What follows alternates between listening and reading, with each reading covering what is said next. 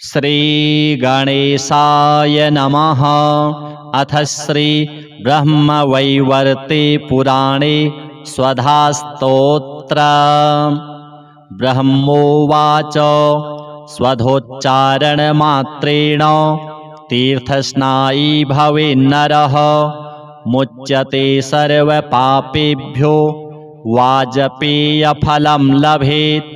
स्वधा स्वधा स्वधेत्येवं यदि वारत्रयं स्मरेत् श्राद्धस्य फलमाप्नोति कालतर्पणयोस्तथा। श्राद्धकाले स्वधास्तोत्रं यः शृणोति समाहितः लभेत् श्राद्धशतानाञ्च पुण्यमेव न संशयः।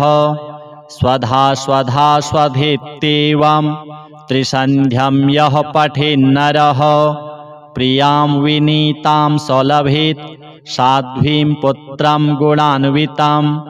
पितॄणां प्राणतुल्या त्वं द्विजजीवनरूपिणी श्राद्धाधिष्ठात्री देवी च श्राद्धादीनां फलप्रदा। बहिर्मन्मनसो गच्छ पितॄणां तुष्टिहेतवे सम्प्रीतये द्विजातीनां गृहीणां वृद्धिहेतवे। नित्यानित्यस्वरूपासि गुणरूपासि सूरते आविर्भावस्थिरो भावः सृष्टौ च प्रलये तव। ॐ स्वस्ति च नमः स्वाहा स्वधा त्वं दक्षिणा तथा निरूपिताश्चतुर्वेदे षट्प्रशस्ताश्च कर्मिणां। पुरासि त्वं स्वधा गोपी गोलोके राधिका सखी। धृतोरसि स्वधात्मानं कृतं तेन स्वधा स्मृता।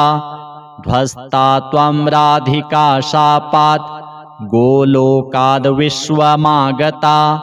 कृष्णाश्लिष्टा तया दृष्टा पुरा वृन्दावने वने। कृष्णालिङ्गनपुण्येन भूता मे मानसी सुता। अतृप्तसुरते तेन चतुर्णां स्वामिनां प्रिया। स्वाहा सा सुन्दरी गोपी पुरासीद् राधिका सखी। रतौ स्वयं कृष्णमाह तेन स्वाहा प्रकीर्तिता। कृष्णेन सार्धं सुचिरं वसन्ते रासमण्डले प्रमत्ता सुरते श्लिष्टा दृष्टा सा राधया पुरा। तस्याः शापेन साध्वस्ता गोलोकाद् विश्वमागता। कृष्णालिङ्गनपुण्येन समभूद्वहनि कामिनी। पवित्ररूपा परमा देव आद्यैर्वन्दिता नृभिः। यन्नामोच्चारणेनैव नरो मुच्येत पातकात्। या सुशीलाभिधा गोपी पुरासीद् राधिका सखी। उवास दक्षिणे क्रोडे कृष्णस्य च महात्मनः। प्रोध्वस्ता सा च तच्छापात् गोलोकाद् विश्वमागता। कृष्णालिङ्गनपुण्येन सा बभूव च दक्षिणा। सा प्रेयसी रतौ दक्षा प्रशस्ता सर्वकर्मसु।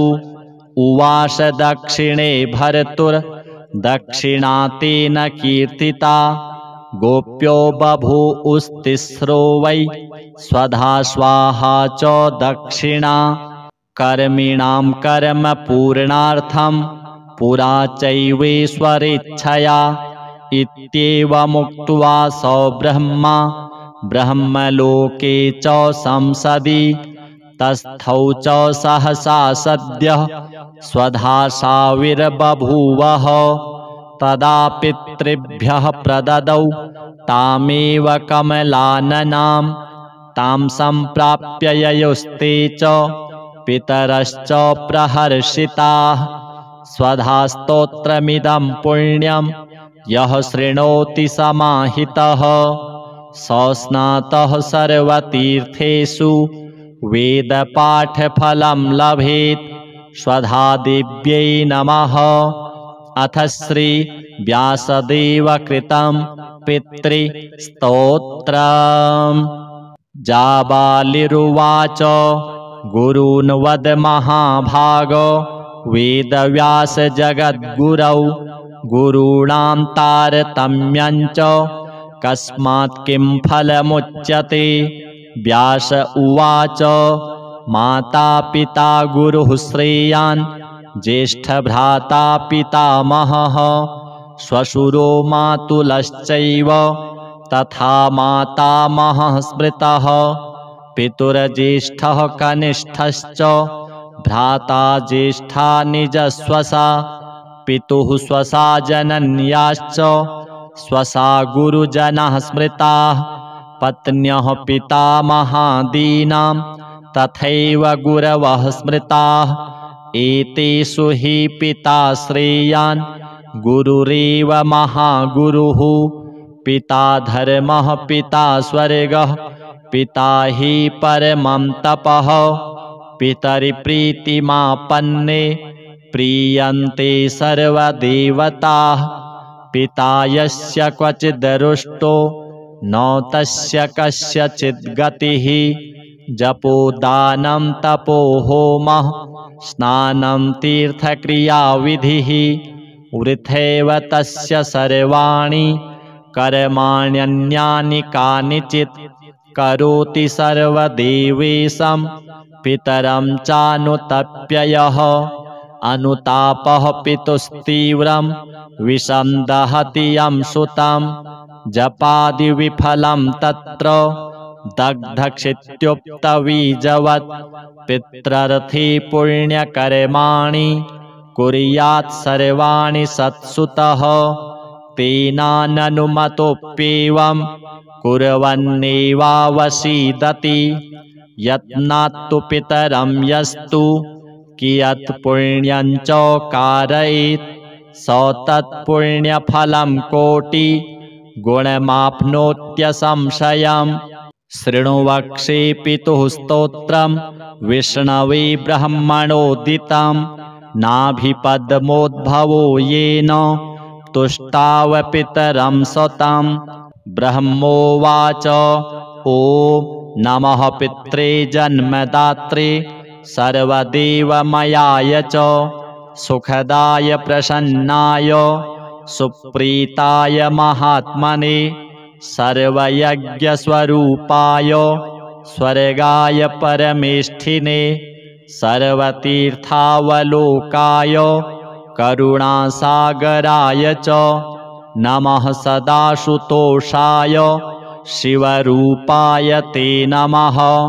सदापराधक्षमिणे सुखाय सुखदाय च दुर्लभं मानुषमिदं येन लब्धं मया वपुः। संभावनीयं धर्मार्थे तस्मै पित्रे नमो नमः। तीर्थस्नानतपोहोम जपादि यस्य दर्शनं महागुरोश्च गुरवे तस्मै पित्रे नमो नमः। यस्य प्रणामस्तवनात् कोटिशः पितृतर्पणम् अश्वमेधशतैस्तुल्यं तस्मै पित्रे नमो नमः। इदं स्तोत्रं पितुः पुण्यं यः पठेत् प्रयतो नरः। प्रत्यहं प्रातरुत्थाय पितृश्राद्धदिनेऽपि च स्वजन्मदिवसे साक्षात् पितुरग्रे स्थितोऽपि वा न तस्य दुर्लभं किञ्चित् सर्वज्ञतादिवाञ्छितं। नानापकर्म कृत्वापि यः स्तौति पितरं सुतः स ध्रुवं प्रविधायैव प्रायश्चित्तं सुखी भवेत्। पितुः प्रीतिकरो नित्यं सर्वकर्माण्यथार्हति। पितृदेवाय नमः।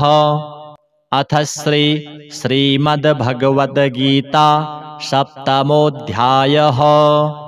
श्रीभगवानुवाच मय्यासक्तमनः पार्थ योगं युञ्जन्मदाश्रयः असंशयं समग्रं मां यथा ज्ञास्यसि तच्छृणु ज्ञानं तेऽहं सविज्ञानमिदं वक्ष्याम्यशेषतः यज्ज्ञात्वा नेह भूयोऽन्यत् ज्ञातव्यं वशिष्यते मनुष्याणां सहस्रेषु कश्चिद् यतति सिद्धये यततामपि सिद्धानां कश्चिन्मां वेत्ति तत्त्वतः भूमिरापो नलो वायुः खं मनो बुद्धिरेव च अहङ्कारम् इतीयं मे भिन्ना प्रकृतिरष्टधा अपरेयमितस्त्वन्यां प्रकृतिं विद्धि मे परां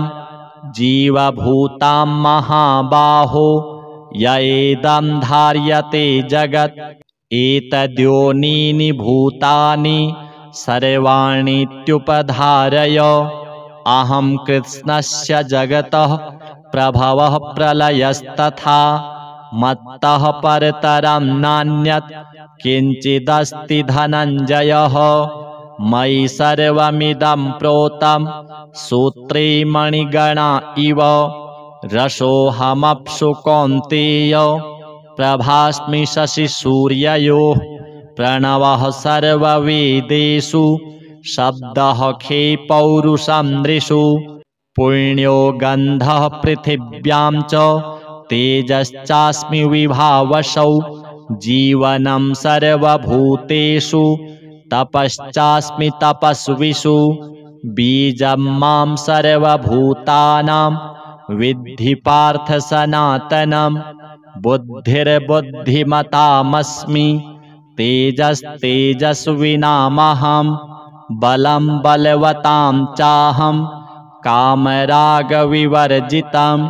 धर्माविरुद्धो भूतेषु कामोऽस्मि भरतर्षभ ये चैव सात्विका भावा राजसास्तामसाश्च ये मत्त एवेति तान् विद्धि न त्वहं तेषु ते मयि त्रिभिर्गुणमयैर्भावैः एभिः सर्वमिदं जगत् मोहितं नाभिजानाति मामेभ्यः परमव्ययम् दैवी हेषा गुणमयी मम माया दुरत्यया मामेव ये प्रपद्यन्ते मायामेतां तरन्ति ते न मां दुष्कृतिनो मूढाः प्रपद्यन्ते नराधमाः माययापहृतज्ञाना आसुरं भावमाश्रिताः चतुर्विधा भजन्ते मां जनाः सुकृतिनोऽर्जुन आर्तो जिज्ञासुरर्थार्थी ज्ञानी च भरतर्षभ तेषां ज्ञानी नित्ययुक्त एकभक्तिर्विशिष्यते प्रियो हि ज्ञानिनोत्यर्थम् अहं स च मम प्रियः उदाराः सर्व एवैते ज्ञानी त्वात्मैव मे मतम् आस्थितः स हि युक्तात्मा मामेवानुत्तमां गतिं बहूनां जन्मनामन्ते ज्ञानवान् मां प्रपद्यते वासुदेवः सर्वमिति स महात्मा सुदुर्लभः कामैस्तैस्तैर्हृतज्ञानाः प्रपद्यन्तेऽन्यदेवताः तं तं नियममास्थाय प्रकृत्या नियतः स्वया यो यो यां यां तनुं भक्तः श्रद्धयार्चितुमिच्छति तस्य तस्याचलां श्रद्धां तामेव विदधाम्यहम् स तया श्रद्धया युक्तस्तस्याराधनमीहते लभते च ततः कामान् मयैव विहितान् हितान् अन्तवत्तु फलं तेषां तद्भवत्यल्पमेधसां देवान् देवयजो यान्ति मद्भक्ता यान्ति मामपि अव्यक्तं व्यक्तिमापन्नं मन्यन्ते मां बुद्धयः परं भावमजानन्तो ममाव्ययमनुत्तमं नाहं प्रकाशः सर्वस्य योगमायासमावृतः मूढोऽयं नाभिजानाति लोको मामजमव्ययम् वेदाहं समतीतानि वर्तमानानि चार्जुन भविष्याणि च भूतानि मां तु वेद न कश्चन इच्छाद्वेषसमुत्थेन द्वन्द्वमोहेन भारत सर्वभूतानि सम्मोहं सर्गे यान्ति परन्तप येषां त्वन्तगतं पापं जनानां पुण्यकर्मणां ते द्वन्द्वमोहनिर्मुक्ता भजन्ते मां दृढव्रताः जरामरणमोक्षाय मामाश्रित्य यतन्ति ये ते ब्रह्म तद्विदुः कृष्णम् अध्यात्मं कर्म चाखिलं साधिभूताधिदैवं मां साधियज्ञं च ये विदुः प्रयाणकालेऽपि च मां ते विदुर्युक्तचेतसः। अथ श्री गजेन्द्रमोक्ष स्तोत्रम्। श्रीशुक उवाच एवं व्यवसितो बुद्ध्या समाधाय मनोहृदि जजाप परमं जाप्यं प्राग्जन्मन्यनुशिक्षितं। गजेन्द्र उवाच नमो भगवते तस्मै यत एतच्चिदात्मकं पुरुषायादिबीजाय परेशायाभिधीमहि यस्मिन्निदं यतश्चेदं येनेदं य इदं स्वयं योऽस्मात् परस्माच्च परस्तं प्रपद्ये स्वयंभुवं यः स्वात्मनीदं निजमाययार्पितं क्वचिद्विभातं क्वचित्तिरोहितम् अविद्धदृक्साक्षुभयं तदीक्षते स आत्ममूलो वतु मां परात्परः कालेन पञ्चत्वमितेषु कृत्स्नसो लोकेषु पालेषु च सर्वहेतुषु तमस्तदासीद् गहनं गभीरं यस्तस्य पारेभिविराजते विभुः न यस्य देवा ऋषयः पदं विदुर्जन्तुः पुनः कोर्हति गन्तुमीरितुं यथा नटस्याकृतिभिर्विचेष्टतो दुरत्ययानुक्रमणः समावतु दिदृक्षवो यस्य पदं सुमङ्गलं विमुक्तसङ्गा मुनयः सुसाधवः चरन्त्यलोकव्रतमव्रणं वने भूतात्मभूताः सुहृदः समे गतिः न विद्यते यस्य च जन्म कर्म वा न नाम रूपे गुणदोष एव वा तथापि लोकाप्ययसम्भवाय यः स्वमायया तान्यनुकालमृच्छति तस्मै नमः परेशाय ब्रह्मणेऽनन्तशक्तये अरूपायोरुरूपाय नम आश्चर्यकर्मणे नम आत्मप्रदीपाय साक्षिणे परमात्मने नमो गिरां विदूराय मनसश्चेतसामपि सत्त्वेन प्रतिलभ्याय नैष्कर्मेण विपश्चिता नमः कैवल्यनाथाय निर्वाणसुखसंविदे नमः शान्ताय घोराय मूढाय गुणधर्मिणे निर्विशेषाय साम्याय नमो ज्ञानघनाय च क्षेत्रज्ञाय नमस्तुभ्यं सर्वाध्यक्षाय साक्षिणे पुरुषायात्ममूलाय मूलप्रकृतये नमः सर्वेन्द्रियगुणदृष्टे सर्वप्रत्ययहेतवे असताच्छाय योक्ताय सदाभासाय ते नमः नमो नमस्तेऽखिलकारणाय निष्कारणायाद्भुतकारणाय सर्वागमाम्नाय महार्णवाय नमोपवर्गाय परायणाय गुणारणिच्छन्नचिदूष्मपाय तत्क्षोभविस्फूर्जितमानसाय नैष्कर्म्यभावेन विवर्जितागम स्वयं प्रकाशाय नमस्करोमि मादृक्प्रपन्नपशुपाशविमोक्षणाय मुक्ताय भूरि करुणाय नमोलयाय स्वांसेन सर्वतनुभिन्मनसि प्रतीत प्रत्यग्दृशे भगवते बृहते नमस्ते आत्मात्मजाप्तगृहवित्तजनेषु शक्तेर्दुष्प्रापणाय गुणसङ्गविवर्जिताय मुक्तात्मभिः स्वहृदये परिभाविताय ज्ञानात्मने भगवते नम ईश्वराय यं धर्मकामार्थविमुक्तिकामा भजन्त इष्टां गतिमाप्नुवन्ति किं त्वाशिशोरात्यपि देहमव्ययं करोतु मेदभ्रदयो विमोक्षणम् एकान्तिनो यस्य न कञ्चनार्थं वाञ्छन्ति ये वै भगवत्प्रपन्नाः अत्यद्भुतं तच्चरितं सुमङ्गलं गायन्त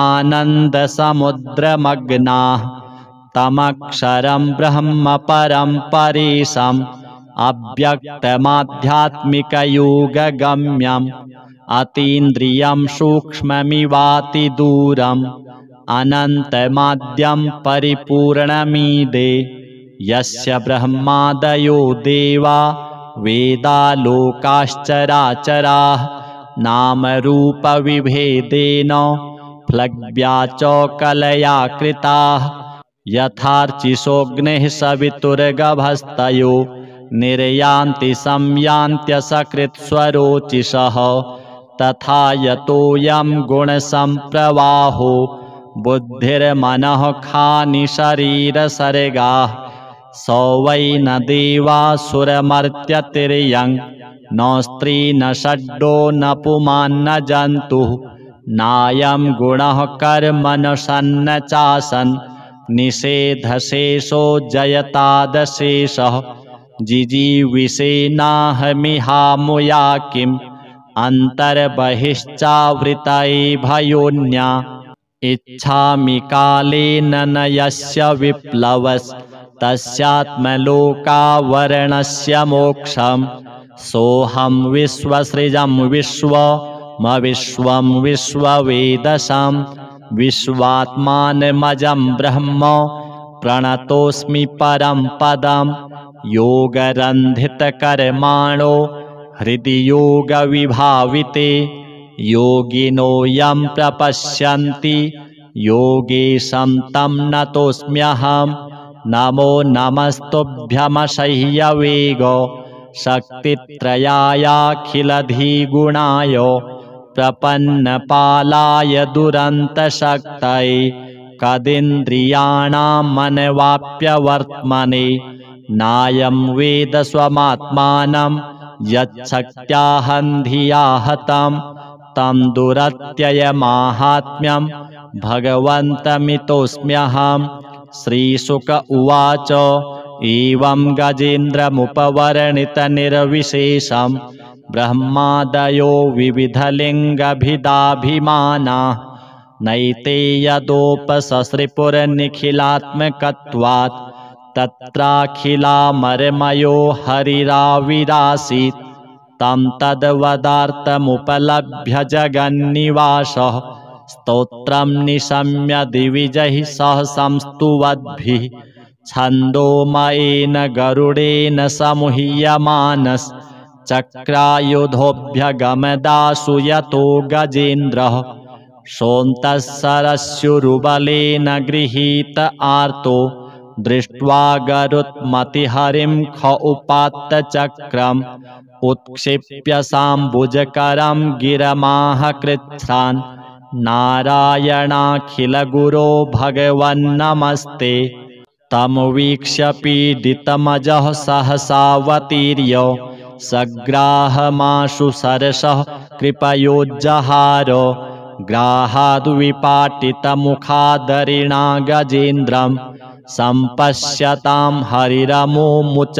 दुस्त्रियाणाम् श्रीस्वधादेवी पितृदेव नारायणार्पणमस्तु। अथ श्री ब्रह्मवैवर्ते पुराणे स्वधास्तोत्रम्। ब्रह्मोवाच स्वधोच्चारणमात्रेण तीर्थस्नायी भवेन्नरः मुच्यते सर्वपापेभ्यो वाजपेयफलं लभेत्। स्वधा स्वधा स्वधेत्येवं यदि वारत्रयं स्मरेत् श्राद्धस्य फलमाप्नोति कालतर्पणयोस्तथा। श्राद्धकाले स्वधास्तोत्रं यः शृणोति समाहितः लभेत् श्राद्धशतानाञ्च पुण्यमेव न संशयः। स्वधा स्वधा स्वधेत्येवं त्रिसन्ध्यं यः पठेन्नरः प्रियां विनीतां स लभेत् साध्वीं पुत्रं गुणान्वितं। पितॄणां प्राणतुल्या त्वं द्विजजीवनरूपिणी श्राद्धाधिष्ठात्री देवी च श्राद्धादीनां फलप्रदा। बहिर्मन्मनसो गच्छ पितॄणां तुष्टिहेतवे सम्प्रीतये द्विजातीनां गृहीणां वृद्धिहेतवे। नित्यानित्यस्वरूपासि गुणरूपासि सूरते आविर्भावस्थिरो भावः सृष्टौ च प्रलये तव। ॐ स्वस्ति च नमः स्वाहा स्वधा त्वं दक्षिणा तथा निरूपिताश्चतुर्वेदे षट्प्रशस्ताश्च कर्मिणां पुरासि त्वं स्वधा गोपी गोलोके राधिका सखी। धृतोरसि स्वधात्मानं कृतं तेन स्वधा स्मृता ध्वस्ता त्वं राधिका शापात् गोलोकाद्विश्वमागता। कृष्णाश्लिष्टा तया दृष्टा पुरा वृन्दावने वने कृष्णालिङ्गनपुण्येन भूता मे मानसी सुता। अतृप्तसुरते तेन चतुर्णां स्वामिनां प्रिया स्वाहा सा सुन्दरी गोपी पुरासीद् राधिका सखी। रतौ स्वयं कृष्णमाह तेन स्वाहा प्रकीर्तिता। कृष्णेन सार्धं सुचिरं वसन्ते रासमण्डले प्रमत्ता सुरते श्लिष्टा दृष्टा सा राधया पुरा। तस्याः शापेन साध्वस्ता गोलोकाद्विश्वमागता।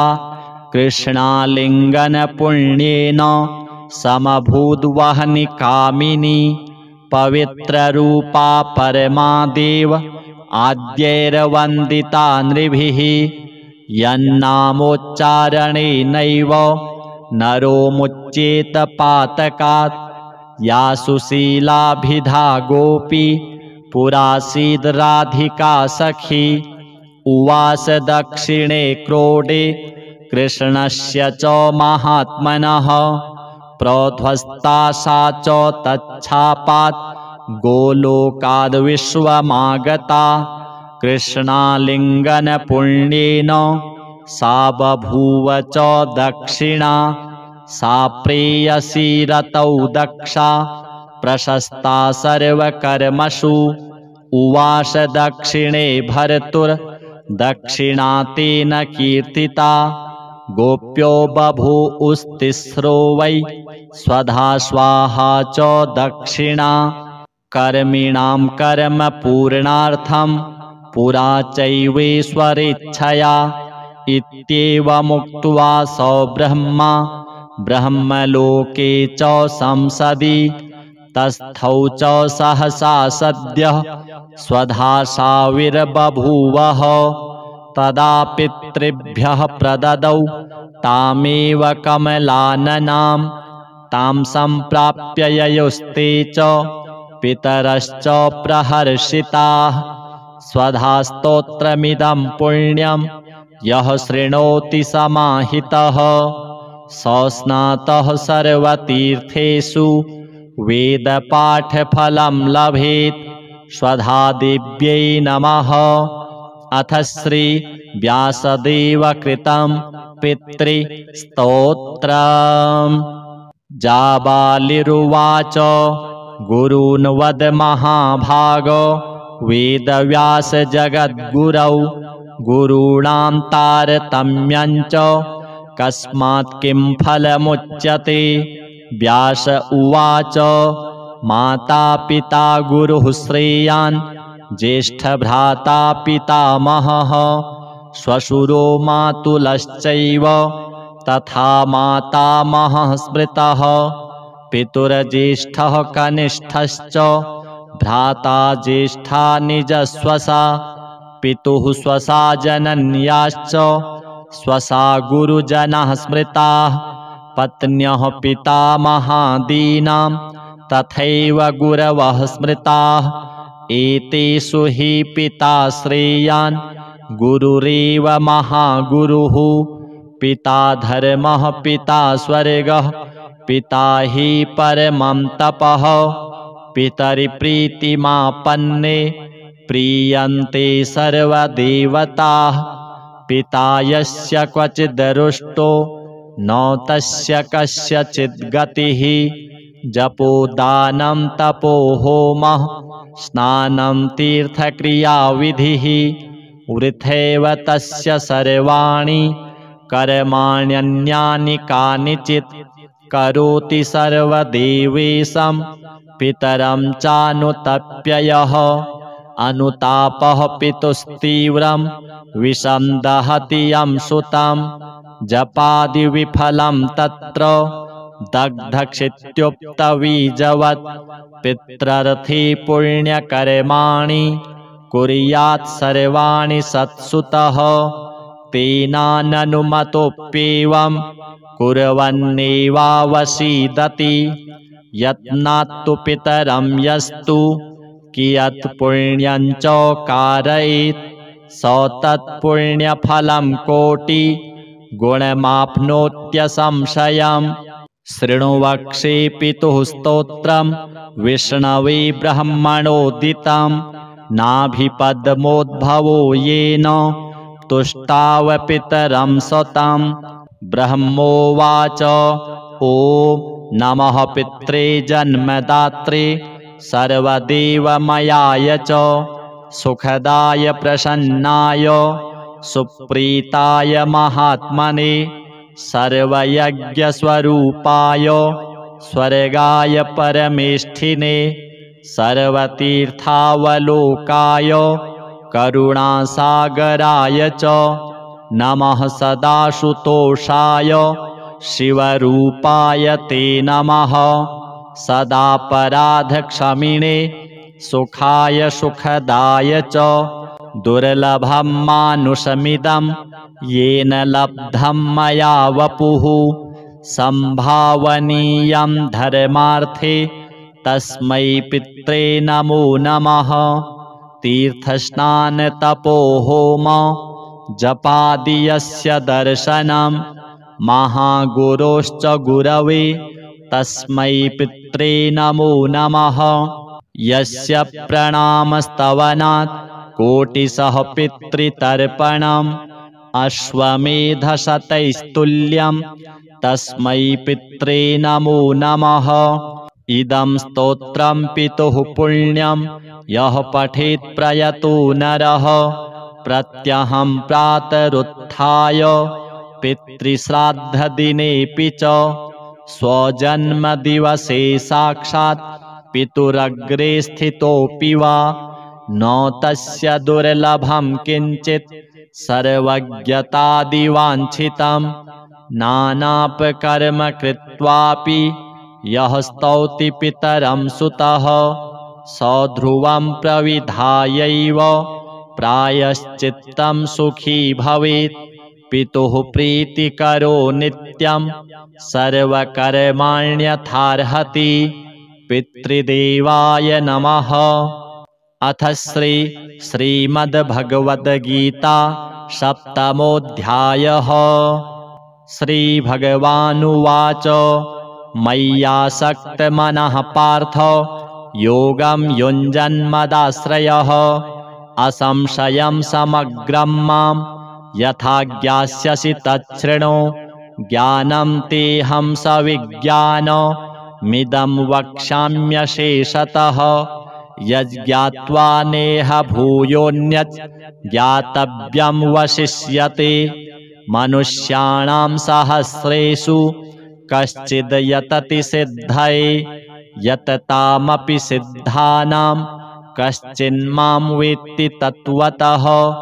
भूमिरापो नलो वायुः खं मनो बुद्धिरेव च अहङ्कारम् इतीयं मे भिन्ना प्रकृतिरष्टधा।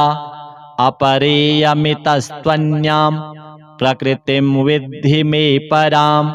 जीवभूतां महाबाहो य एदं धार्यते जगत् एतद्योनीनि भूतानि सर्वाणीत्युपधारय।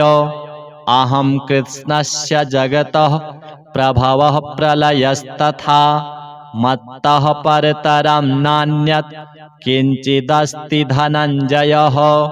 मयि सर्वमिदं प्रोतं सूत्रे मणिगणा इव रसोऽहमप्सु कौन्तेय प्रभास्मि शशिसूर्ययोः। प्रणवः सर्ववेदेषु शब्दः खे पौरुषं नृषु। पुण्यो गन्धः पृथिव्यां च तेजश्चास्मि विभावसौ। जीवनं सर्वभूतेषु तपश्चास्मि तपस्विषु। बीजं मां सर्वभूतानां विद्धि पार्थ सनातनं। बुद्धिर्बुद्धिमतामस्मि तेजस्तेजस्विनामहं। बलं बलवतां चाहं कामरागविवर्जितं। धर्माविरुद्धो भूतेषु कामोऽस्मि भरतर्षभ। ये चैव सात्विका भावा राजसास्तामसाश्च ये मत्त एवेति तान् विद्धि न त्वहं तेषु ते मयि। त्रिभिर्गुणमयैर्भावैः एभिः सर्वमिदं जगत् मोहितं नाभिजानाति मामेभ्यः परमव्ययम्। दैवी हेषा गुणमयी मम माया दुरत्यया। मामेव ये प्रपद्यन्ते मायामेतां तरन्ति ते। न मां दुष्कृतिनो मूढाः प्रपद्यन्ते नराधमाः। माययापहृतज्ञाना आसुरं भावमाश्रिताः। चतुर्विधा भजन्ते मां जनाः सुकृतिनोऽर्जुन। आर्तो जिज्ञासुरर्थार्थी ज्ञानी च भरतर्षभ। तेषां ज्ञानी नित्ययुक्त एकभक्तिर्विशिष्यते। प्रियो हि ज्ञानिनोत्यर्थम् अहं स च मम प्रियः। उदाराः सर्व एवैते ज्ञानी त्वात्मैव मे मतम्। आस्थितः स हि युक्तात्मा मामेवानुत्तमां गतिम्। बहूनां जन्मनामन्ते ज्ञानवान् मां प्रपद्यते। वासुदेवः सर्वमिति स महात्मा सुदुर्लभः। कामैस्तैस्तैर्हृतज्ञानाः प्रपद्यन्तेऽन्यदेवताः। तं तं नियममास्थाय प्रकृत्या नियतः स्वया। यो यो यां यां तनुं भक्तः श्रद्धयार्चितुमिच्छति तस्य तस्याचलां श्रद्धां तामेव विदधाम्यहम्। सौतया श्रद्धया युक्तस्तस्याराधनमीहते लभते च ततः कामान् मयैव विहितान् हितान् अन्तवत्तु फलं तेषां तद्भवत्यल्पमेधसां देवान् देवयजो यान्ति मद्भक्ता यान्ति मामपि अव्यक्तं व्यक्तिमापन्नं मन्यन्ते माम बुद्धयः परं भावमजानन्तो ममाव्ययमनुत्तमं नाहं प्रकाशः सर्वस्य योगमाया समावृतः मूढोऽयं नाभिजानाति लोको मामजमव्ययं वेदाहं समतीतानि वर्तमानानि चार्जुन भविष्याणि च भूतानि मां तु वेद न कश्चन इच्छाद्वेषसमुत्थेन द्वन्द्वमोहेन भारत सर्वभूतानि सम्मोहं सर्गे यान्ति परन्तप येषां त्वन्तगतं पापं जनानां पुण्यकर्मणां ते द्वन्द्वमोहनिर्मुक्ता भजन्ते मां दृढव्रताः जरामरणमोक्षाय मामाश्रित्य यतन्ति ये ते ब्रह्म तद्विदुः कृष्णम् अध्यात्मं कर्म चाखिलं साधिभूताधिदैवं मां साधियज्ञं च ये विदुः प्रयाणकालेऽपि च मां ते विदुर्युक्तचेतसः। अथ श्री गजेन्द्रमोक्ष स्तोत्रम्। श्रीशुक उवाच एवं व्यवसितो बुद्ध्या समाधाय मनोहृदि जजाप परमं जाप्यं प्राग्जन्मन्यनुशिक्षितं। गजेन्द्र उवाच नमो भगवते तस्मै यत एतच्चिदात्मकं पुरुषायादिबीजाय परेशायाभिधीमहि यस्मिन्निदं यतश्चेदं येनेदं य इदं स्वयं योऽस्मात् परस्माच्च परस्तं प्रपद्ये स्वयंभुवं यः स्वात्मनीदं निजमाययार्पितं क्वचिद्विभातं क्वचित्तिरोहितम् अविद्धदृक्साक्षुभयं तदीक्षते स आत्ममूलो वतु मां परात्परः कालेन पञ्चत्वमितेषु कृत्स्नसो लोकेषु पालेषु च सर्वहेतुषु तमस्तदासीद् गहनं गभीरं यस्तस्य पारेभिविराजते विभुः न यस्य देवा ऋषयः पदं विदुर्जन्तुः पुनः कोर्हति गन्तुमीरितुं यथा नटस्याकृतिभिर्विचेष्टतो दुरत्ययानुक्रमणः समावतु दिदृक्षवो यस्य पदं सुमङ्गलं विमुक्तसङ्गा मुनयः सुसाधवः चरन्त्यलोकव्रतमव्रणं वने भूतात्मभूताः सुहृदः समे गतिः न विद्यते यस्य च जन्म कर्म वा न नाम रूपे गुणदोष एव वा तथापि लोकाप्ययसम्भवाय यः स्वमायया तान्यनुकालमृच्छति तस्मै नमः परेशाय ब्रह्मणेऽनन्तशक्तये अरूपायोरुरूपाय नम आश्चर्यकर्मणे नम आत्मप्रदीपाय साक्षिणे परमात्मने नमो गिरां विदूराय मनसश्चेतसामपि सत्त्वेन प्रतिलभ्याय नैष्कर्मेण विपश्चिता नमः कैवल्यनाथाय निर्वाणसुखसंविदे नमः शान्ताय घोराय मूढाय गुणधर्मिणे निर्विशेषाय साम्याय नमो ज्ञानघनाय च क्षेत्रज्ञाय नमस्तुभ्यं सर्वाध्यक्षाय साक्षिणे पुरुषायात्ममूलाय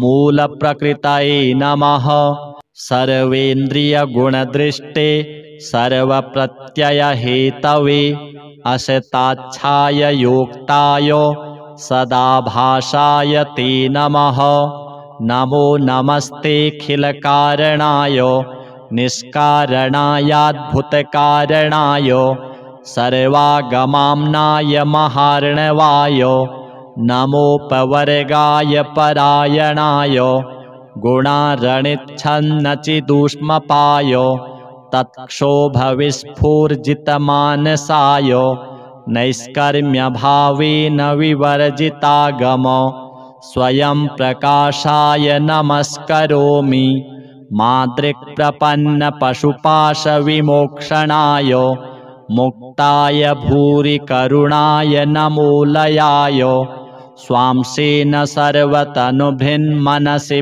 प्रतीत प्रत्यग्दृशे भगवते बृहते नमस्ते आत्मात्मजाप्तगृहवित्तजनेषु शक्तेर्दुष्प्रापणाय गुणसङ्गविवर्जिताय मुक्तात्मभिः स्वहृदये परिभाविताय ज्ञानात्मने भगवते नम ईश्वराय यं धर्मकामार्थविमुक्तिकामा भजन्त इष्टां गतिमाप्नुवन्ति किं त्वाशिशोरात्यपि देहमव्ययं करोतु मेदभ्रदयो विमोक्षणम् एकान्तिनो यस्य न कञ्चनार्थं वाञ्छन्ति ये वै भगवत्प्रपन्नाः अत्यद्भुतं तच्चरितं सुमङ्गलं गायन्त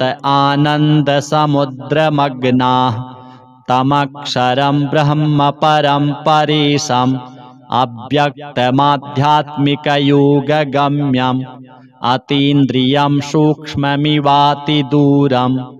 अनन्तमाद्यं परिपूर्णमीदे यस्य ब्रह्मादयो देवा वेदालोकाश्चराचराः नामरूपविभेदेन फ्लग्व्या च कलया कृताः यथार्चिषोऽग्निः सवितुर्गभस्तयो निर्यान्ति संयान्त्यसकृत्स्वरोचिषः तथा यतोऽयं गुणसम्प्रवाहो बुद्धिर्मनः खानि शरीरसर्गाः स वै न देवासुरमर्त्यतिर्यं न स्त्री न षड्डो न पुमान्न जन्तुः नायं गुणः कर्म न सन्न चासन् निषेधशेषो जयतादशेषः जिजीविषेनाहमिहामुया किम् अन्तर्बहिश्चावृतये भयोन्या इच्छामि कालेन न यस्य विप्लवस्तस्यात्मलोकावरणस्य मोक्षम् सोऽहं विश्वसृजं विश्वमविश्वं विश्ववेदसां विश्वात्मानमजं ब्रह्म प्रणतोऽस्मि परं पदं योगरन्धितकर्माणो हृदि योगविभाविते योगिनो यं प्रपश्यन्ति योगेशं तं नतोऽस्म्यहं नमो नमस्तुभ्यमशह्यवेग शक्तित्रयायाखिलधिगुणाय प्रपन्नपालाय दुरन्तशक्तये कदिन्द्रियाणां मनवाप्यवर्त्मने नायं वेद स्वमात्मानं यच्छक्त्याहन्धिया हतं तं दुरत्ययमाहात्म्यं भगवन्तमितोऽस्म्यहम् श्रीशुक उवाच एवं गजेन्द्रमुपवर्णितनिर्विशेषं ब्रह्मादयो विविधलिङ्गभिदाभिमानाः नैते यदोपससृपुरनिखिलात्मकत्वात् तत्राखिलामरमयो हरिराविरासीत्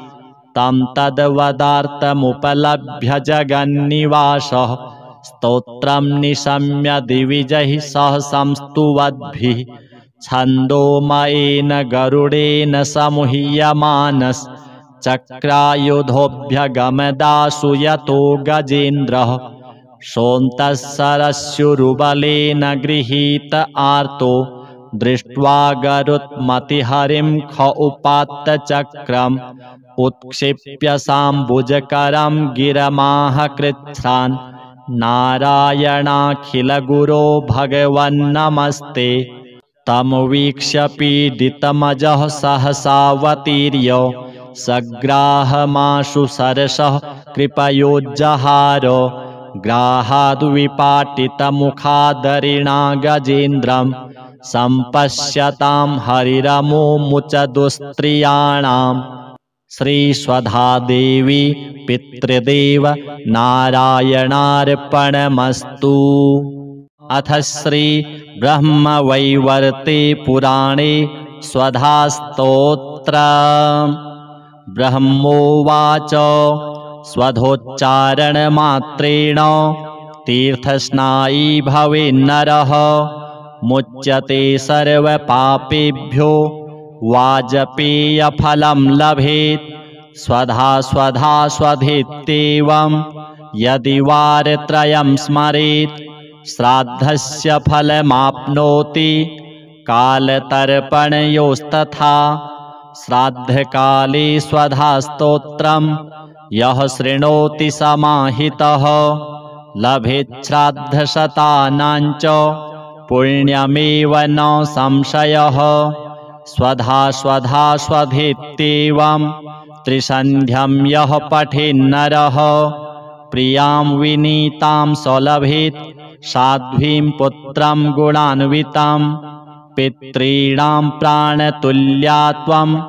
द्विजजीवनरूपिणी श्राद्धाधिष्ठात्री देवी च श्राद्धादीनां फलप्रदा बहिर्मन्मनसो गच्छ पितॄणां तुष्टिहेतवे सम्प्रीतये द्विजातीनां गृहीणां वृद्धिहेतवे नित्यानित्यस्वरूपासि गुणरूपासि सूरते आविर्भावस्थिरो भावः सृष्टौ च प्रलये तव ॐ स्वस्ति च नमः स्वाहा स्वधा त्वं दक्षिणा तथा निरूपिताश्चतुर्वेदे षट्प्रशस्ताश्च कर्मिणां पुरासि त्वं स्वधा गोपी गोलोके राधिका सखी धृतोरसि स्वधात्मानं कृतं तेन स्वधा स्मृता ध्वस्ता त्वं राधिका शापात् गोलोकाद्विश्वमागता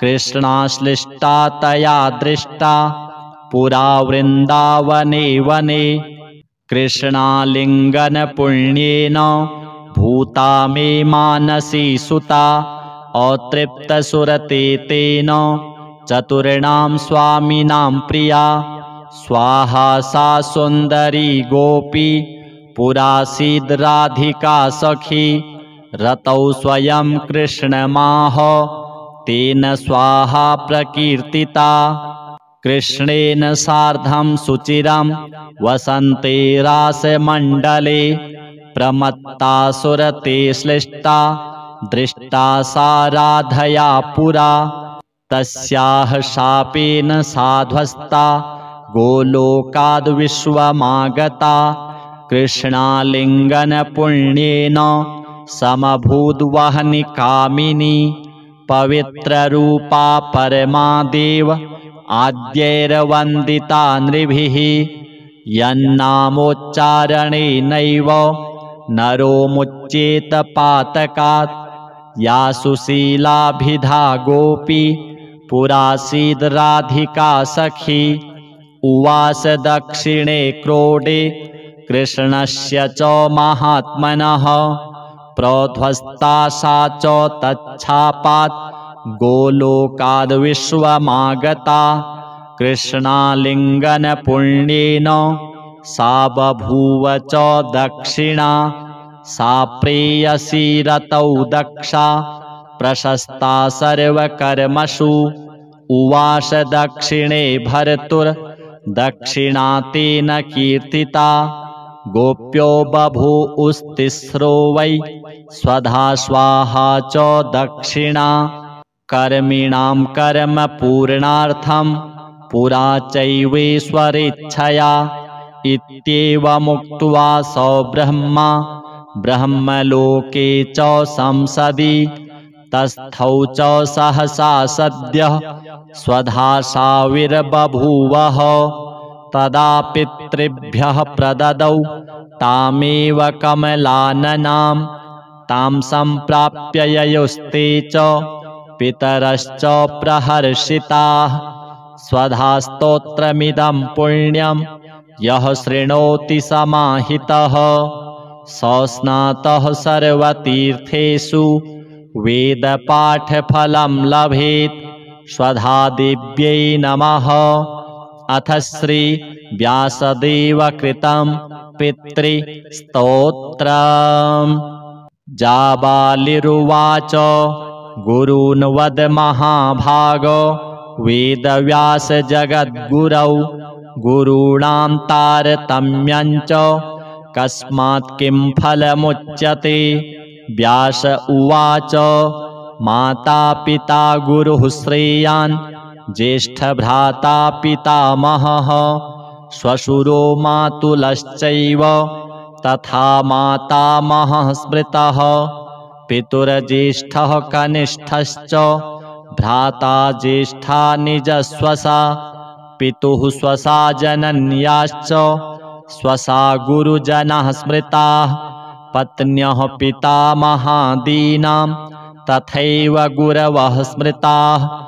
एतेषु हि पिता श्रेयान् गुरुरेव महागुरुः। पिता धर्मः पिता स्वर्गः पिता हि परमं तपः। पितरिप्रीतिमापन्ने प्रीयन्ते सर्वदेवताः। पिता यस्य क्वचिदरुष्टो न तस्य कस्यचित् गतिः। जपोदानं तपो होमः स्नानं तीर्थक्रियाविधिः। वृथैव तस्य सर्वाणि कर्माण्यन्यानि कानिचित्। करोति सर्वदेवेशं पितरं चानुतप्ययः। अनुतापः पितुस्तीव्रं विषं दहति यं सुतं। जपादिविफलं तत्र दग्धक्षित्युक्तबीजवत्। पितरर्थे पुण्यकर्माणि कुर्यात् सर्वाणि सत्सुतः। तेनाननुमतोऽप्येवं कुर्वन्नेवावसीदति। यत्नात्तु पितरं यस्तु कियत् पुण्यं च कारयेत्। स तत्पुण्यफलं कोटिगुणमाप्नोत्यसंशयम्। शृणु वक्ष्ये पितुः स्तोत्रं विष्णवे ब्रह्मणोदितं। नाभिपद्मोद्भवो येन तुष्टाव पितरं सतं। ब्रह्मोवाच ॐ नमः पित्रे जन्मदात्रे सर्वदेवमयाय च। सुखदाय प्रसन्नाय सुप्रीताय महात्मने। सर्वयज्ञस्वरूपाय स्वर्गाय परमेष्ठिने। सर्वतीर्थावलोकाय करुणासागराय च। नमः सदाशुतोषाय शिवरूपाय ते नमः। सदापराधक्षमिणे सुखाय सुखदाय च। दुर्लभं मानुषमिदं येन लब्धं मया वपुः। संभावनीयं धर्मार्थे तस्मै पित्रे नमो नमः। तीर्थस्नानतपोहोम जपादियस्य दर्शनं। महागुरोश्च गुरवे तस्मै पित्रे नमो नमः। यस्य प्रणामस्तवनात् कोटिशः पितृतर्पणम्। अश्वमेधशतैस्तुल्यं तस्मै पित्रे नमो नमः। इदं स्तोत्रं पितुः पुण्यं यः पठेत् प्रयतो नरः प्रत्यहं प्रातरुत्थाय पितृश्राद्धदिनेऽपि च स्वजन्मदिवसे साक्षात् पितुरग्रे स्थितोऽपि वा न तस्य दुर्लभं किञ्चित् सर्वज्ञतादिवाञ्छितं नानापकर्म कृत्वापि यः स्तौति पितरं सुतः स ध्रुवं प्रविधायैव प्रायश्चित्तं सुखी भवेत् पितुः प्रीतिकरो नित्यं सर्वकर्माण्यथार्हति पितृदेवाय नमः। अथ श्रीमद्भगवद्गीता सप्तमोऽध्यायः। श्रीभगवानुवाच मय्यासक्तमनः पार्थ योगं युञ्जन्मदाश्रयः असंशयं समग्रं मां यथा ज्ञास्यसि तच्छृणु ज्ञानं तेऽहं सविज्ञानमिदं वक्ष्याम्यशेषतः यज्ज्ञात्वा नेह भूयोऽन्यत् ज्ञातव्यं वशिष्यते मनुष्याणां सहस्रेषु कश्चिद् यतति सिद्धये यततामपि सिद्धानां कश्चिन्मां वेत्ति तत्त्वतः भूमिरापो नलो वायुः खं मनो बुद्धिरेव च अहङ्कारम् इतीयं मे भिन्ना प्रकृतिरष्टधा अपरेयमितस्त्वन्यां प्रकृतिं विद्धि मे परां जीवभूतां महाबाहो य एदं धार्यते जगत् एतद्योनीनि भूतानि सर्वाणीत्युपधारय अहं कृत्स्नस्य जगतः प्रभवः प्रलयस्तथा मत्तः परतरं नान्यत् किञ्चिदस्ति धनञ्जयः मयि सर्वमिदं प्रोतं सूत्रे मणिगणा इव रसोऽहमप्सु कौन्तेय प्रभास्मि शशिसूर्ययोः प्रणवः सर्ववेदेषु शब्दः खे पौरुषं नृषु पुण्यो गन्धः पृथिव्यां च तेजश्चास्मि विभावसौ जीवनं सर्वभूतेषु तपश्चास्मि तपस्विषु बीजं मां सर्वभूतानां विद्धि पार्थ सनातनं बुद्धिर्बुद्धिमतामस्मि तेजस्तेजस्विनामहं बलं बलवतां चाहं कामरागविवर्जितं धर्माविरुद्धो भूतेषु कामोऽस्मि भरतर्षभ ये चैव सात्विका भावा राजसास्तामसाश्च ये मत्त एवेति तान् विद्धि न त्वहं तेषु ते मयि त्रिभिर्गुणमयैर्भावैः एभिः सर्वमिदं जगत् मोहितं नाभिजानाति मामेभ्यः परमव्ययम् दैवी हेषा गुणमयी मम माया दुरत्यया मामेव ये प्रपद्यन्ते मायामेतां तरन्ति ते न मां दुष्कृतिनो मूढाः प्रपद्यन्ते नराधमाः माययापहृतज्ञाना आसुरं भावमाश्रिताः चतुर्विधा भजन्ते मां जनाः सुकृतिनोऽर्जुन आर्तो जिज्ञासुरर्थार्थी ज्ञानी च भरतर्षभ तेषां ज्ञानी नित्ययुक्त एकभक्तिर्विशिष्यते प्रियो हि ज्ञानिनोत्यर्थम् अहं स च मम प्रियः उदाराः सर्व एवैते ज्ञानी त्वात्मैव मे मतम् आस्थितः स हि युक्तात्मा मामेवानुत्तमां गतिं बहूनां जन्मनामन्ते ज्ञानवान् मां प्रपद्यते वासुदेवः सर्वमिति स महात्मा सुदुर्लभः। कामैस्तैस्तैर्हृतज्ञानाः प्रपद्यन्तेऽन्यदेवताः तं तं नियममास्थाय प्रकृत्या नियतः स्वया। यो यो यां यां तनुं भक्तः श्रद्धयार्चितुमिच्छति तस्य तस्याचलां श्रद्धां तामेव विदधाम्यहम्। स तया श्रद्धया युक्तस्तस्याराधनमीहते लभते च ततः कामान् मयैव विहितान् हितान्। अन्तवत्तु फलं तेषां तद्भवत्यल्पमेधसां। देवान् देवयजो यान्ति मद्भक्ता यान्ति मामपि। अव्यक्तं व्यक्तिमापन्नं मन्यन्ते मां बुद्धयः। परं भावमजानन्तो ममाव्ययमनुत्तमं। नाहं प्रकाशः सर्वस्य योगमाया समावृतः।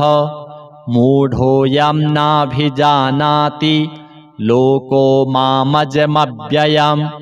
वेदाहं समतीतानि वर्तमानानि चार्जुन भविष्याणि च भूतानि मां तु वेद न कश्चन। इच्छाद्वेषसमुत्थेन द्वन्द्वमोहेन भारत सर्वभूतानि सम्मोहं सर्गे यान्ति परन्तप। येषां त्वन्तगतं पापं जनानां पुण्यकर्मणां ते द्वन्द्वमोहनिर्मुक्ता भजन्ते मां दृढव्रताः। जरामरणमोक्षाय मामाश्रित्य यतन्ति ये ते ब्रह्म तद्विदुः कृष्णम् अध्यात्मं कर्म चाखिलं। साधिभूताधिदैवं मां साधियज्ञं च ये विदुः प्रयाणकालेऽपि च मां ते विदुर्युक्तचेतसः। अथ श्री गजेन्द्रमोक्ष स्तोत्रम्। श्रीशुक उवाच एवं व्यवसितो बुद्ध्या समाधाय मनोहृदि जजाप परमं जाप्यं प्राग्जन्मन्यनुशिक्षितं। गजेन्द्र उवाच नमो भगवते तस्मै यत एतच्चिदात्मकं पुरुषायादिबीजाय परेशायाभिधीमहि।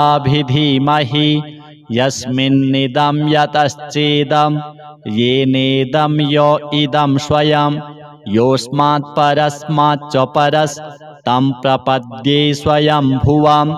यः स्वात्मनीदं निजमाययार्पितं क्वचिद्विभातं क्वचित्तिरोहितम् अविद्धदृक्साक्षुभयं तदीक्षते। स आत्ममूलोऽवतु मां परात्परः। कालेन पञ्चत्वमितेषु कृत्स्नसो लोकेषु पालेषु च सर्वहेतुषु तमस्तदासीद् गहनं गभीरं यस्तस्य पारेभिविराजते विभुः। न यस्य देवा ऋषयः पदं विदुर्जन्तुः पुनः कोर्हति गन्तुमीरितुं। यथा नटस्याकृतिभिर्विचेष्टतो दुरत्ययानुक्रमणः समावतु। दिदृक्षवो यस्य पदं सुमङ्गलं विमुक्तसङ्गा मुनयः सुसाधवः चरन्त्यलोकव्रतमव्रणं वने। भूतात्मभूताः सुहृदः समे गतिः न विद्यते यस्य च जन्म कर्म वा न नामरूपे गुणदोष एव वा। तथापि लोकाप्ययसम्भवाय यः स्वमायया तान्यनुकालमृच्छति तस्मै नमः परेशाय ब्रह्मणेऽनन्तशक्तये अरूपायोरुरूपाय नम आश्चर्यकर्मणे नम आत्मप्रदीपाय साक्षिणे परमात्मने नमो गिरां विदूराय मनसश्चेतसामपि सत्त्वेन प्रतिलभ्याय नैष्कर्मेण विपश्चिता। नमः कैवल्यनाथाय निर्वाणसुखसंविदे। नमः शान्ताय घोराय मूढाय गुणधर्मिणे। निर्विशेषाय साम्याय नमो ज्ञानघनाय च। क्षेत्रज्ञाय नमस्तुभ्यं सर्वाध्यक्षाय साक्षिणे। पुरुषायात्ममूलाय मूलप्रकृतये नमः। सर्वेन्द्रियगुणदृष्टे सर्वप्रत्ययहेतवे। असताच्छाय योक्ताय सदाभासाय ते नमः। नमो नमस्तेऽखिलकारणाय निष्कारणायाद्भुतकारणाय सर्वागमाम्नाय महार्णवाय। नमोपवर्गाय परायणाय गुणारणिच्छन्नचिदूष्मपाय तत्क्षोभविस्फूर्जितमानसाय नैष्कर्म्यभावेन विवर्जितागम स्वयं प्रकाशाय नमस्करोमि। मादृक्प्रपन्नपशुपाशविमोक्षणाय मुक्ताय भूरि करुणाय नमोलयाय। स्वांसेन सर्वतनुभिन्मनसि प्रतीत प्रत्यग्दृशे भगवते बृहते नमस्ते। आत्मात्मजाप्तगृहवित्तजनेषु शक्तेर्दुष्प्रापणाय गुणसङ्गविवर्जिताय मुक्तात्मभिः स्वहृदये परिभाविताय ज्ञानात्मने भगवते नम ईश्वराय। यं धर्मकामार्थविमुक्तिकामा भजन्त इष्टां गतिमाप्नुवन्ति। किं त्वाशिशोरात्यपि देहमव्ययं करोतु मेदभ्रदयो विमोक्षणम्। एकान्तिनो यस्य न कञ्चनार्थं वाञ्छन्ति ये वै भगवत्प्रपन्नाः। अत्यद्भुतं तच्चरितं सुमङ्गलं गायन्त आनन्दसमुद्रमग्नाः। तमक्षरं ब्रह्म परं परेशम् अव्यक्तमाध्यात्मिकयोगगम्यम्। अतीन्द्रियं सूक्ष्ममिवातिदूरम् अनन्तमाद्यं परिपूर्णमीदे। यस्य ब्रह्मादयो देवा वेदालोकाश्चराचराः नामरूपविभेदेन फ्लग्व्या च कलया कृताः। यथार्चिषोऽग्निः सवितुर्गभस्तयो निर्यान्ति संयान्त्यसकृत्स्वरोचिषः। तथा यतोऽयं गुणसम्प्रवाहो बुद्धिर्मनः खानि शरीरसर्गाः। स वै न देवासुरमर्त्यतिर्यं न स्त्री न षड्डो न पुमान्न जन्तुः। नायं गुणः कर्म न सन्न चासन् निषेधशेषो जयतादशेषः। जिजीविषेनाहमिहामुया किम् अन्तर्बहिश्चावृतये भयोन्या। इच्छामि कालेन न यस्य विप्लवस्तस्यात्मलोकावरणस्य मोक्षम्। सोऽहं विश्वसृजं विश्वमविश्वं विश्ववेदसं विश्वात्मानमजं ब्रह्म प्रणतोऽस्मि परं पदं। योगरन्धितकर्माणो हृदि योगविभाविते योगिनो यं प्रपश्यन्ति योगेशं तं नतोऽस्म्यहं। नमो नमस्तुभ्यमसह्यवेग शक्तित्रयायाखिलधिगुणाय प्रपन्नपालाय दुरन्तशक्तये कदिन्द्रियाणां मनवाप्यवर्त्मने। नायं वेद स्वमात्मानं यच्छक्त्याहन्धिया हतं तं दुरत्ययमाहात्म्यं भगवन्तमितोऽस्म्यहम्। श्रीशुक उवाच एवं गजेन्द्रमुपवर्णितनिर्विशेषं ब्रह्मादयो विविधलिङ्गभिदाभिमानाः नैते यदोपससृपुरनिखिलात्मकत्वात् तत्राखिलामरमयो हरिराविरासीत् तं तद्वदार्थमुपलभ्य जगन्निवासः स्तोत्रं निशम्य दिविजैः सह संस्तुवद्भिः छन्दोमयेन गरुडेन समुह्यमानश्चक्रायुधोऽभ्यगमदाशु यतो गजेन्द्रः सोऽन्तःसरस्युरुबलेन गृहीत आर्तो दृष्ट्वा गरुत्मतिहरिं ख उपात्तचक्रम् उत्क्षिप्य साम्बुजकरं गिरमाह कृच्छ्रान् नारायणाखिलगुरो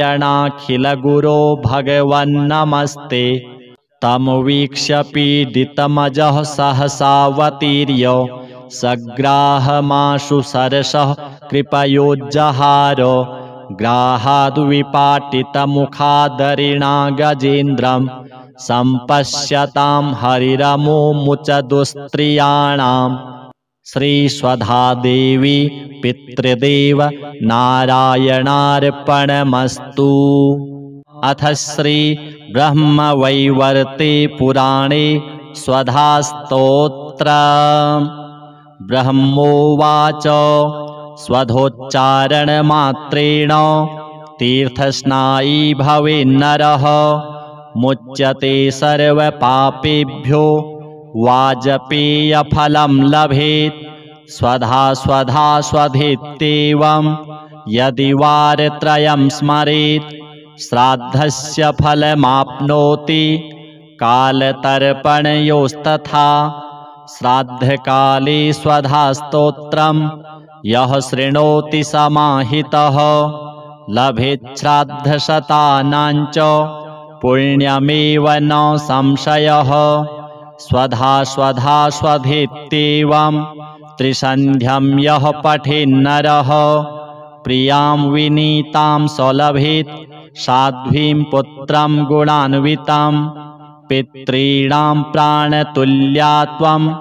द्विजजीवनरूपिणी श्राद्धाधिष्ठात्री देवी च श्राद्धादीनां फलप्रदा बहिर्मन्मनसो गच्छ पितॄणां तुष्टिहेतवे सम्प्रीतये द्विजातीनां गृहीणां वृद्धिहेतवे नित्यानित्यस्वरूपासि गुणरूपासि सूरते आविर्भावस्थिरो भावः सृष्टौ च प्रलये तव ॐ स्वस्ति च नमः स्वाहा स्वधा त्वं दक्षिणा तथा निरूपिताश्चतुर्वेदे षट्प्रशस्ताश्च कर्मिणां पुरासि त्वं स्वधा गोपी गोलोके राधिका सखी धृतो रसि स्वधात्मानं कृतं तेन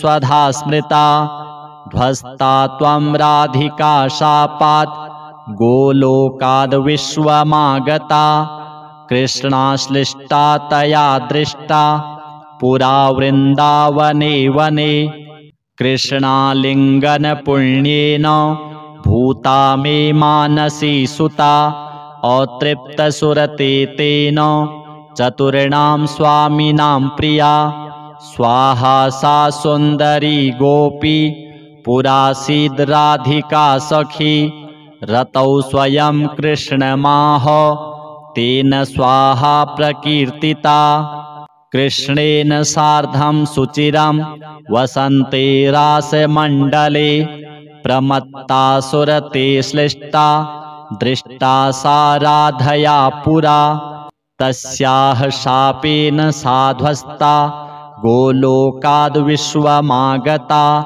कृष्णालिङ्गनपुण्येन समभूद्वहनि कामिनी पवित्ररूपा परमा देव आद्यैर्वन्दिता नृभिः यन्नामोच्चारणेनैव नरो मुच्येत पातकात् या सुशीलाभिधा गोपी पुरासीद् राधिका सखी उवास दक्षिणे क्रोडे कृष्णस्य च महात्मनः प्रोध्वस्ता सा च तच्छापात् गोलोकाद् विश्वमागता कृष्णालिङ्गनपुण्येन सा बभूव च दक्षिणा सा प्रेयसी रतौ दक्षा प्रशस्ता सर्वकर्मसु उवास दक्षिणे भर्तुर्दक्षिणा तेन कीर्तिता गोप्यो बभूवुस्तिस्रो वै स्वधा स्वाहा च दक्षिणा कर्मिणां कर्म पूर्णार्थं पुरा चैवेश्वरेच्छया इत्येवमुक्त्वा स ब्रह्मा ब्रह्मलोके च संसदि तस्थौ च सहसा सद्यः स्वधा साविर्बभूवः तदा पितृभ्यः प्रददौ तामेव कमलाननां तां सम्प्राप्य ययुस्ते च पितरश्च प्रहर्षिताः स्वधा स्तोत्रमिदं पुण्यं यः शृणोति समाहितः स स्नातः सर्वतीर्थेषु वेदपाठफलं लभेत् स्वधा दिव्यै नमः। अथ श्री व्यासदेवकृतं पितृस्तोत्रम्।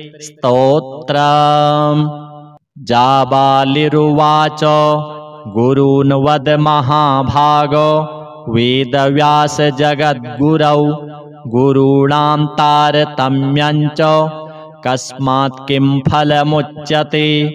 व्यास उवाच माता पिता गुरुः श्रेयान् ज्येष्ठभ्राता पितामहः श्वशुरो मातुलश्चैव तथा मातामहः स्मृतः पितुर्ज्येष्ठः कनिष्ठश्च भ्राता ज्येष्ठा निजस्वसा पितुः स्वसा जनन्याश्च स्वसा गुरुजनः स्मृताः पत्न्यः पितामहादीनां तथैव गुरवः स्मृताः एतेषु हि पिता श्रेयान् गुरुरेव महागुरुः पिता धर्मः पिता स्वर्गः पिता हि परमं तपः पितरिप्रीतिमापन्ने प्रीयन्ते सर्वदेवताः पिता यस्य क्वचिदरुष्टो न तस्य कस्यचित् गतिः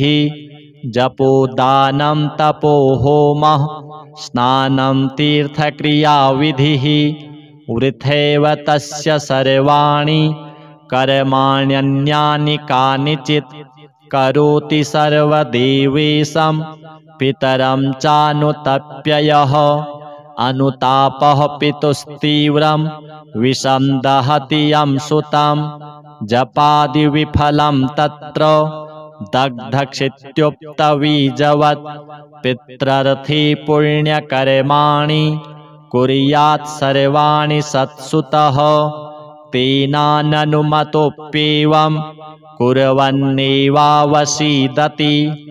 यत्नात्तु पितरं यस्तु कियत् पुण्यं च कारयेत् स तत्पुण्यफलं कोटि गुणमाप्नोत्यसंशयम्। शृणु वक्षे पितुः स्तोत्रं विष्णवे ब्रह्मणोदितं नाभिपद्मोद्भवो येन तुष्टाव पितरं सतं। ब्रह्मोवाच ॐ नमः पित्रे जन्मदात्रे सर्वदेवमयाय च सुखदाय प्रसन्नाय सुप्रीताय महात्मने सर्वयज्ञस्वरूपाय स्वर्गाय परमेष्ठिने सर्वतीर्थावलोकाय करुणासागराय च नमः सदाशुतोषाय शिवरूपाय ते नमः सदापराधक्षमिणे सुखाय सुखदाय च दुर्लभं मानुषमिदं येन लब्धं मया वपुः संभावनीयं धर्मार्थे तस्मै पित्रे नमो नमः। तीर्थस्नान तपो होम जपादि यस्य दर्शनं महागुरोश्च गुरवे तस्मै पित्रे नमो नमः।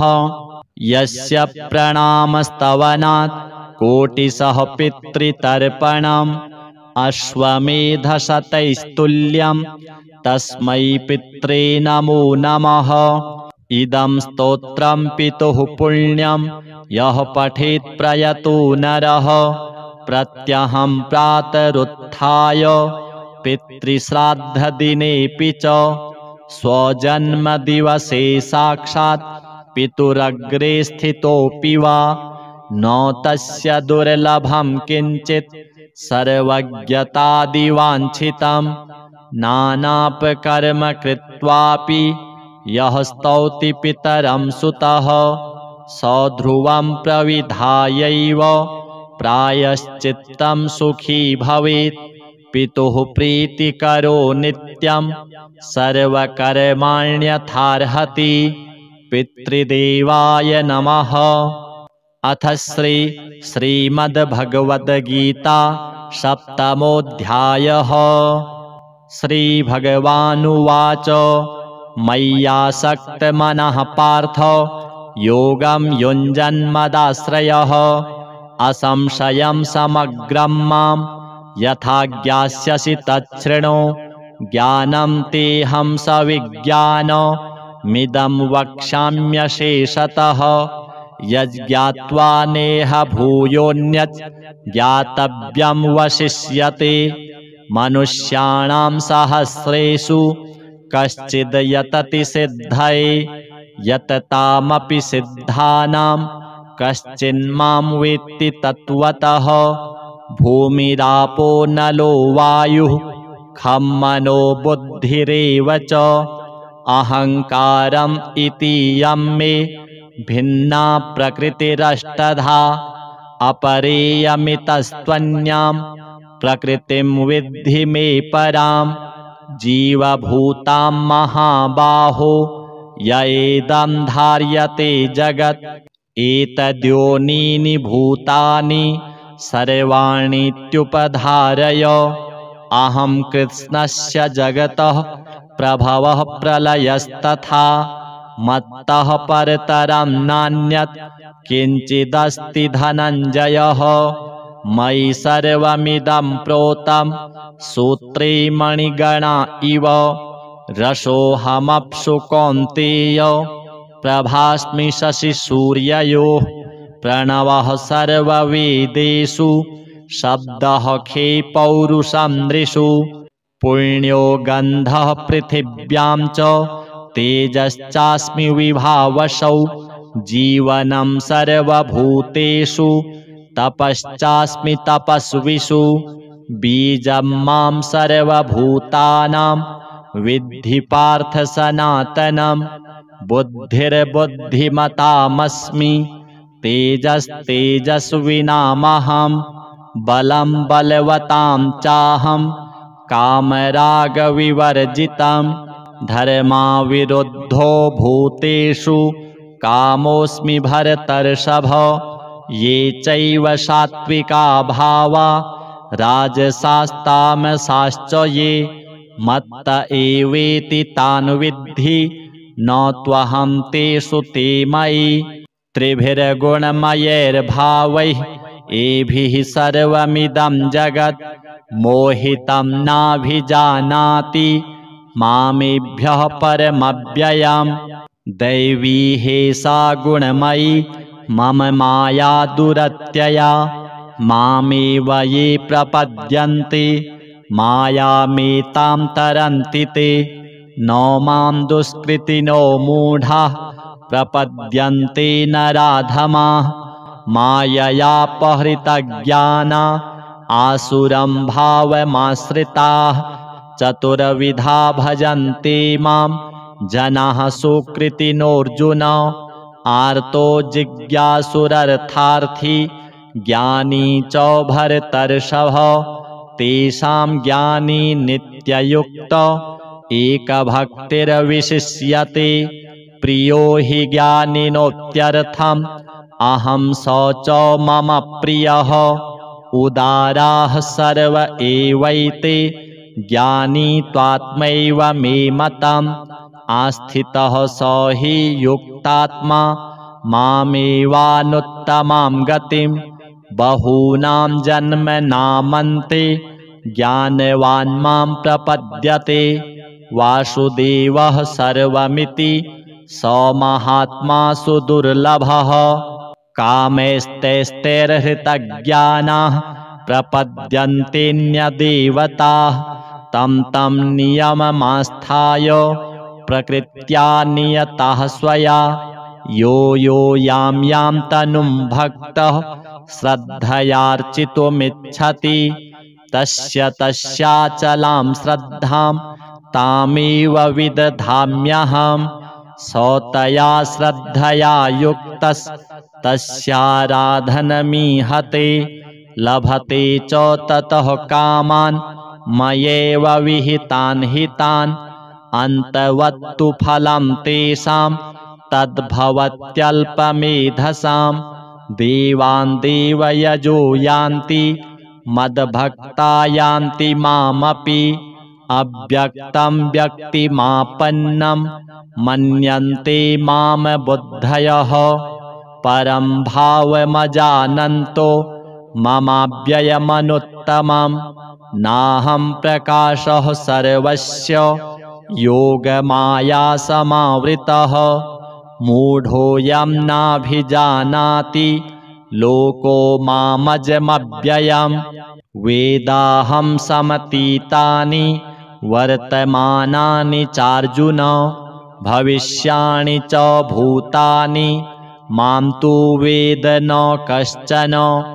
इच्छाद्वेषसमुत्थेन द्वन्द्वमोहेन भारत सर्वभूतानि सम्मोहं सर्गे यान्ति परन्तप येषां त्वन्तगतं पापं जनानां पुण्यकर्मणां ते द्वन्द्वमोहनिर्मुक्ता भजन्ते मां दृढव्रताः जरामरणमोक्षाय मामाश्रित्य यतन्ति ये ते ब्रह्म तद्विदुः कृष्णम् अध्यात्मं कर्म चाखिलं साधिभूताधिदैवं मां साधियज्ञं च ये विदुः प्रयाणकालेऽपि च मां ते विदुर्युक्तचेतसः। अथ श्री गजेन्द्रमोक्ष स्तोत्रम्। श्रीशुक उवाच एवं व्यवसितो बुद्ध्या समाधाय मनोहृदि जजाप परमं जाप्यं प्राग्जन्मन्यनुशिक्षितं। गजेन्द्र उवाच नमो भगवते तस्मै यत एतच्चिदात्मकं पुरुषायादिबीजाय परेशायाभिधीमहि यस्मिन्निदं यतश्चेदं येनेदं य इदं स्वयं योऽस्मात् परस्माच्च परस्तं प्रपद्ये स्वयं भुवं यः स्वात्मनीदं निजमाययार्पितं क्वचिद्विभातं क्वचित्तिरोहितम् अविद्धदृक्साक्षुभयं तदीक्षते स आत्ममूलो वतु मां परात्परः। कालेन पञ्चत्वमितेषु कृत्स्नसो लोकेषु पालेषु च सर्वहेतुषु तमस्तदासीद् गहनं गभीरं यस्तस्य पारेभिविराजते विभुः न यस्य देवा ऋषयः पदं विदुर्जन्तुः पुनः कोर्हति गन्तुमीरितुं यथा नटस्याकृतिभिर्विचेष्टतो दुरत्ययानुक्रमणः समावतु दिदृक्षवो यस्य पदं सुमङ्गलं विमुक्तसङ्गा मुनयः सुसाधवः चरन्त्यलोकव्रतमव्रणं वने भूतात्मभूताः सुहृदः समे गतिः न विद्यते यस्य च जन्म कर्म वा न नाम रूपे गुणदोष एव वा तथापि लोकाप्ययसम्भवाय यः स्वमायया तान्यनुकालमृच्छति तस्मै नमः परेशाय ब्रह्मणेऽनन्तशक्तये अरूपायोरुरूपाय नम आश्चर्यकर्मणे नम आत्मप्रदीपाय साक्षिणे परमात्मने नमो गिरां विदूराय मनसश्चेतसामपि सत्त्वेन प्रतिलभ्याय नैष्कर्मेण विपश्चिता नमः कैवल्यनाथाय निर्वाणसुखसंविदे नमः शान्ताय घोराय मूढाय गुणधर्मिणे निर्विशेषाय साम्याय नमो ज्ञानघनाय च क्षेत्रज्ञाय नमस्तुभ्यं सर्वाध्यक्षाय साक्षिणे पुरुषायात्ममूलाय मूलप्रकृतये नमः सर्वेन्द्रियगुणदृष्टे सर्वप्रत्ययहेतवे असताच्छाय योक्ताय सदाभासाय ते नमः नमो नमस्तेऽखिलकारणाय निष्कारणायाद्भुतकारणाय सर्वागमाम्नाय महार्णवाय नमोपवर्गाय परायणाय गुणारणिच्छन्नचिदूष्मपाय तत्क्षोभविस्फूर्जितमानसाय नैष्कर्म्यभावेन विवर्जितागम स्वयं प्रकाशाय नमस्करोमि मादृक्प्रपन्नपशुपाशविमोक्षणाय मुक्ताय भूरिकरुणाय नमोलयाय स्वांसेन सर्वतनुभृन्मनसि प्रतीत प्रत्यग्दृशे भगवते बृहते नमस्ते आत्मात्मजाप्तगृहवित्तजनेषु शक्तेर्दुष्प्रापणाय गुणसङ्गविवर्जिताय मुक्तात्मभिः स्वहृदये परिभाविताय ज्ञानात्मने भगवते नम ईश्वराय यं धर्मकामार्थविमुक्तिकामा भजन्त इष्टां गतिमाप्नुवन्ति किं त्वाशिशोरात्यपि देहमव्ययं करोतु मेदभ्रदयो विमोक्षणम् एकान्तिनो यस्य न कञ्चनार्थं वाञ्छन्ति ये वै भगवत्प्रपन्नाः अत्यद्भुतं तच्चरितं सुमङ्गलं गायन्त आनन्दसमुद्रमग्नाः तमक्षरं ब्रह्म परं परेशम् अव्यक्तमाध्यात्मिकयोगगम्यम् अतीन्द्रियं सूक्ष्ममिवातिदूरम् अनन्तमाद्यं परिपूर्णमीदे यस्य ब्रह्मादयो देवा वेदालोकाश्चराचराः नामरूपविभेदेन फ्लग्व्या च कलया कृताः यथार्चिषोऽग्निः सवितुर्गभस्तयो निर्यान्ति संयान्त्यसकृत्स्वरोचिषः तथा यतोऽयं गुणसम्प्रवाहो बुद्धिर्मनः खानि शरीरसर्गाः स वै न देवासुरमर्त्यतिर्यं न स्त्री न षड्डो न पुमान्न जन्तुः नायं गुणः कर्म न सन्न चासन् निषेधशेषो जयतादशेषः जिजीविषेनाहमिहामुया किम् अन्तर्बहिश्चावृतये भयोन्या